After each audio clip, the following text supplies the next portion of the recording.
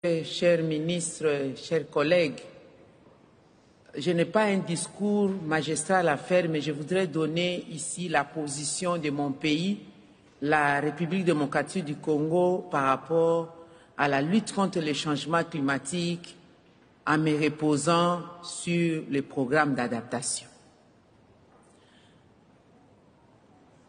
Que signifie adaptation pour la République démocratique du Congo dans le cadre de lutte contre les changements climatiques?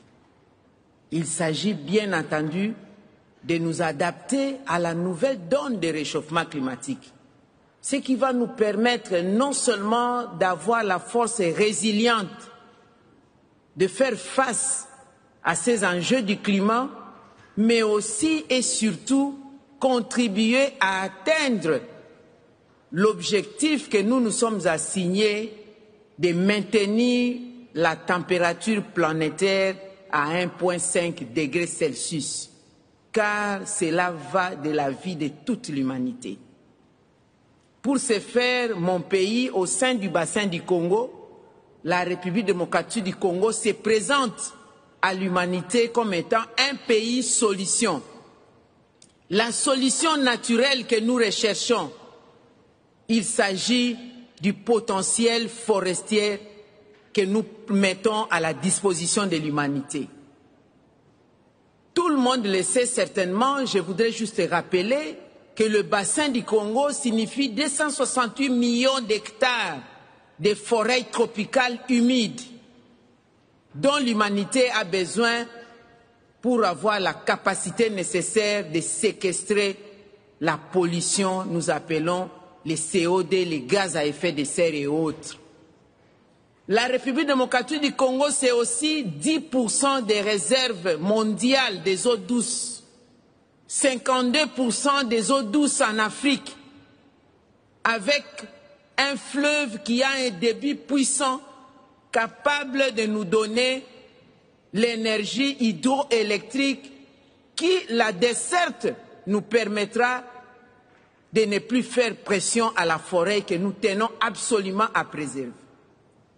L'adaptation pour nous signifie aussi la République démocratique du Congo met à la disposition de l'humanité ces minéraux stratégiques, le cobalt, le lithium, l'acier, le coltan, pour réussir la transition écologique.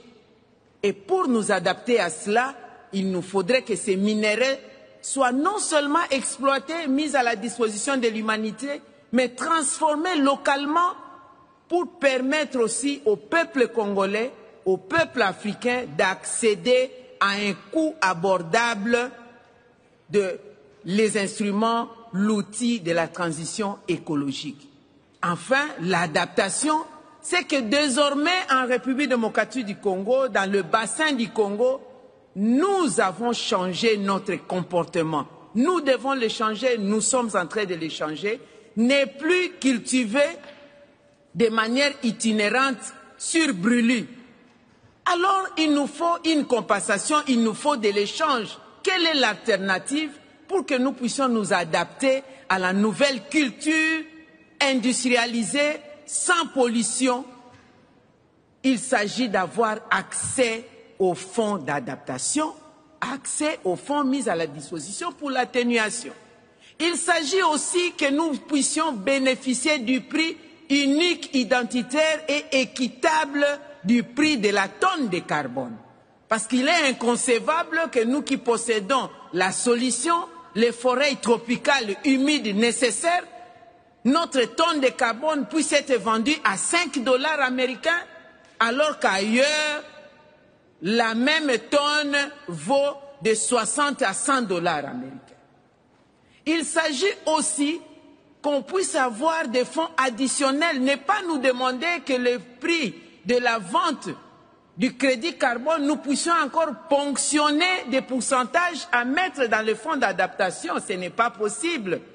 C'est-à-dire, nous sommes victimes de la pollution, nous devons trouver des solutions nous-mêmes. Il n'y a pas de logique. C'est pourquoi je voudrais en appeler aux États du monde, dont les dirigeants sont ici. Chers collègues ministres, l'union fait la force. Par principe d'interdépendance entre les États, nous devons absolument avoir le même langage, pas seulement au niveau d'Afrique, mais l'humanité tout entière avoir le même langage dans le cadre de la lutte contre les changements climatiques. Je vous remercie. Thank you so much, Minister Bazaibi, for your very passionate plea, call for action, but also reminding us a country